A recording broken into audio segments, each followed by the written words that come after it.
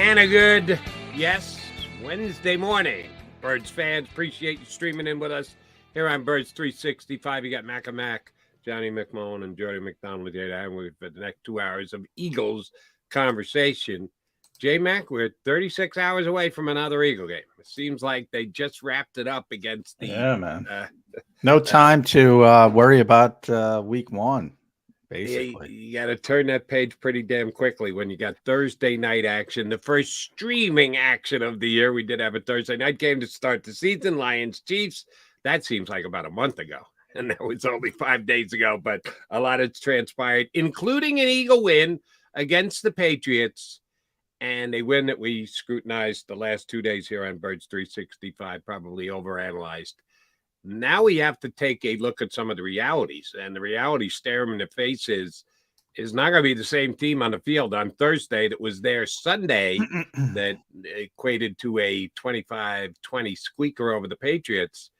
Couple significant injuries. One we know has sidelined their middle linebacker for 4 more weeks in addition going forward, and some other potential injuries. The estimations, Johnny Mac, as of right now, are a little bit scary. Yeah, a little bit, but remember, it works both ways. You know, although I've argued Minnesota's not going to have their starting center, that might be a positive, to be honest, the way he's played. So, but Christian Darrisaw is limited, and he's one of their better offensive linemen. If he can't play, they're in really bad shape. Marcus Davenport, they don't have much pass rush, and if they don't have him, they didn't have him week 1, and he might not be there week 2. They got some issues, so it works both ways. But yeah, certainly, Nakobe's obviously on injured reserve, and I just say, remember, that means he's going to miss 4 games minimum. He might miss more, but he's got to be out for 4 games. So, that part of it. Very unlikely James Bradbury passes the protocol in time to play, so you're going to probably have Josh Jobe. Fletcher Cox is going to play, and the other 2, Reed Blankenship and Kenny Gainwell, just got to wait and see. Obviously, Nick's going to give it up, but they've been listed as did not practice in the estimated injury report, so that's not good. But, a lot of people want to get a look at DeAndre Swift and Rashad Penny, so maybe there's a silver lining. They can see what they have there. But Reed, they're going to have a difficult time replacing Reed Blankenship, which is going to be difficult, but they're just significantly better than Minnesota. They should win this game. Forget about I'm not even bringing up the home stuff on Thursday night. Home opener.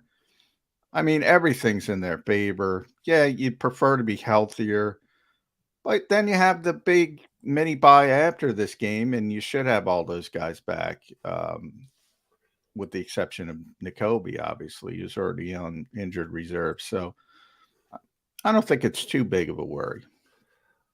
Well, they're a better team than Minnesota. They've got a better roster than Minnesota, and they are favored to win the game by a touchdown, which is more than they were favored by on the road against New England last week. So, yeah, even knowing full well that Nakobe Dean is going to be out for this game, a touchdown favored. So, yeah, they're supposed to win, but I thought last week should have won more handily than they did. So we don't know. We won't know until we get to Thursday night. With the Vikings coming to town, same exact week they came here last year. Week 2 was a Monday night game rather than a Thursday night game, but it was a primetime game, and Kirk Cousins just isn't good at night, and it's a stat that kind of belies explanation because he's an above 500 quarterback when the games are played during the day, but he's a well below 500 quarterback when the games are played at night. I don't know if it's just a coincidence or if there is something significant read into it. It's not a small sample size. They only play 17 games in the NFL, so I think he's 8-10 in primetime games, which and a lot of those games, the Vikings were the better team on paper and the heavy favorite going into the game, and he's still below 500. So you add anything into the Kirk Cousins when the sun goes down, he's just not the same QB? No, I think that's one of those, things everybody latches on to. He's had a lot of good games and they've lost him. They've had a poor defense over the past couple of years. He's had some bad games as well. The Eagles being one of them last year had a really poor game, and I kind of picked it up after that. But he's 2-2 in 2019. Because I have to look at this all the time because they're playing this week. He's 1-1 in 2020, split 4 in 2021, and 2 games in 2022. So he's basically been a 500 quarterback in prime time over the last 4 years. A lot of times primetime games, especially Minnesota, because they've been a good team, but not that good. And they're usually playing a better team. And that usually sums it up. Example, Eagles last year. They were a good team. They're playing the Eagles, and they got waxed. And that kind of sums it up. And if you look at that game, Kirk did not play well, but his offensive line is just not helping him. So I'm not a big fan of quarterback wins, losses to begin with, never end, because there's so many ways you can win a football game. And I always say, it doesn't matter your skill position players. I say it all the time. If you can't block people, you can't win. And I can't blame the quarterback there. I can't. I know a lot of people want to. It could be Joe Burrow. If you can't block people, you can't win. It could be Tom Brady all the way down. Any quarterback. Tom Brady in the Super Bowl against the Giants. How did the Giants win those Super Bowls? People like to talk about the helmet catch. No, it was the front four both times. Pressure right up the middle. And that's the greatest quarterback of all time. If you can't block people, you can't play. You can't win. Right. But somehow with their poor offensive line, they did find a way to win 13 games last year. They turned around and appled up in the playoff game against the Giants, but they did win 13 games. So they blocked Dexter Lawrence, by the way. And that's why they lost that game. Could not block Dexter Lawrence. And he had a great game against the Giants. He was phenomenal. He was the only reason they were in that game. But they could not block Dexter Lawrence. They've had issues on the interior of the offensive line for years. They've tried to fix it with high-level picks. They've missed on the players. And it's just that constant, that's a team that should go out and hire. Obviously, they can't hire Jeff Stoutland, but somebody. They got to do their homework. They got to get an offensive line coach. They got to be able to develop players. They have good tackles. They have really good tackles. Christian Darrisaw, Brian O'Neill. But that interior, Jody, you'll see on Thursday night, it is abysmal, pass blocking wise. Abysmal. So that's how you explain it off, because I've checked the stats. I don't have access to the video. I watched sparingly the Bucks and the Vikings week 1. I think the Buck defense this year will be marginal, middle of the pack. Ooh, I disagree with that. You think the Buck defense is going to be a top what defense? I think it's really good. Really? Vita Bea, again, they couldn't block them. Interior. And that's why I'm so heavy on the Eagles in this game, because of how good they are up front. Levante David still plays well. A lot of people, I'm not as big as a fan of Devin White as some people, but some people think he's really good. Antoine Winfield, phenomenal player. Shaq Barrett's back. Remember, they didn't have him last year. He was back. He was creating havoc. They got a lot of talent on defense, and they got a really good defensive coach. Now, offensively, yeah, they have some issues. And Minnesota has a bad defense. They only managed 20 points, but they didn't turn it over. That was the difference. Minnesota turned it over, I think, 3 times. So that was the difference in the game. They should have won the game. They should have. And that's where you blame the quarterback. You don't have to turn it over. And that's where I killed Josh Allen as well against the Jets. Mm-hmm. You got to take care of the football. I mean, I don't care what circumstances? That's where I'll blame the quarterback, because he fumbled twice and threw an interception in the end zone. So it was in the red zone. Those are bad plays. Those have at it. Kill the guy. I'm with you 100%. But I mean, what do people think? He's a vampire and it turns dark and he can't play? I mean, that kind of thing is silly to me. That when people bring up stuff like that, what do they think is going on? I mean, it's and if you look at the individual games, he's had some good games. He's had some bad games. He's an above average quarterback. He's not a star, but he's an above average quarterback. And if you don't play well, you're going to have some issues because they have some playmakers. The Eagles know that. But I was talking to Milton Williams about this yesterday, and he mentioned it because I asked him flat out, are you guys chomping at the bit when you look at this interior offensive line? And he gave me a smile, which was kind of a head nod of, yeah, we want to get at this team. But he said these are, which I agree with him, these are NFL players. And if they have a good week and you have a bad week, this is not Alabama versus Furman. I think everybody looks at NFL games and say, like last week, the Eagles should beat New England. New England's got a lot of good players, They're an NFL team. And if they play well and you play poorly, anybody can beat anybody. So it's not like you can roll the helmets out there, but it's a big advantage for the Eagles this week. Their defensive front against the Minnesota interior offensive line. It's a big, big, big advantage.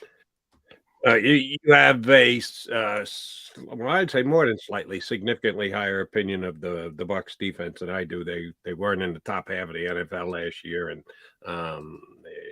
in yards per game, if that's the measuring stick that you want to use, they're in the bottom half. So they have to show me that they're better than that. And they give up a lot of yards. Cousins threw for over 300. Jefferson had 150, but they held them to 17 points. Was that more the defense coming up big or the Vikings offense not being able to cash in on good opportunities? Well, the interception, I did see the interception. I didn't see the fumbles. So I can't tell you about the fumbles, whether they were forced or, could have been Jalen Hurts in the Super Bowl. I mean, could have been unforced. So I didn't see, I saw the interception. That's a bad play by Cousins. He was trying to force the ball. And even if you settle and take the field goal, that's the way to go. In the fumbles again, but I mean, you talk about last year. I'm not talking about last year. Like right off the bat, their best player, and not their best player. Their best player is probably Winfield, in my estimation. But Shaq Barrett may be their most important player. As far, that is a really good pass rusher, really proven guy. Maybe played 6 games and he was out for the year. Well, he's back. Vita Vea is back and healthy. The linebackers, we know Levante David's been tremendous for years. I mentioned Devin White. The Eagles fans wanted him, top 10 pick.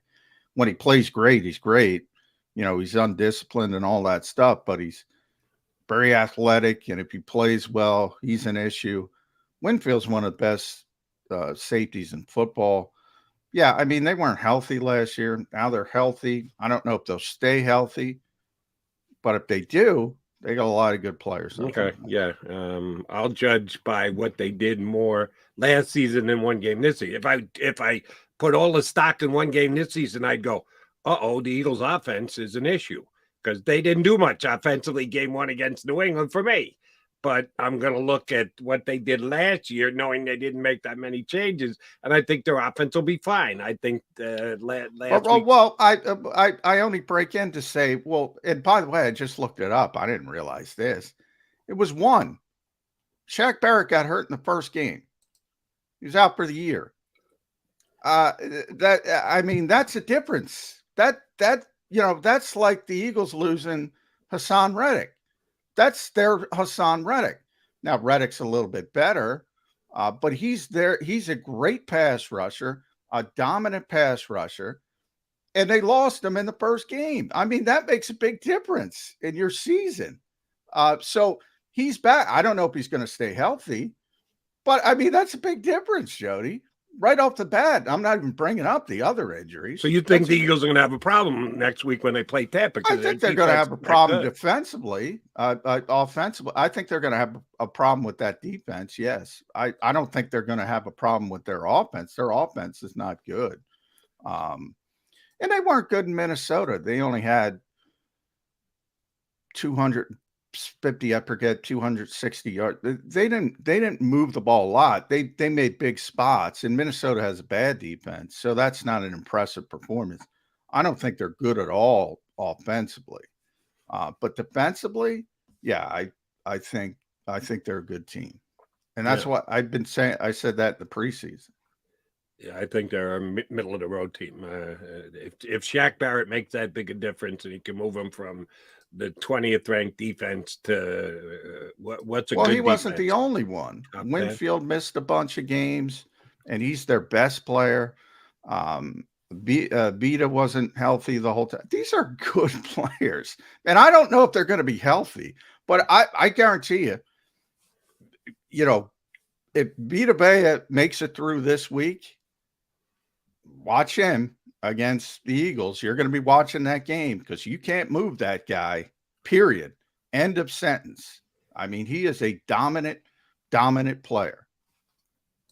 Yeah, I need to see it. And you want to turn back the clock to the year before, right? You have to try and see what type of player they were, having missed all those games last year. And we'll see if they come back at the same level that they were 3 years ago now when they won the Super Bowl.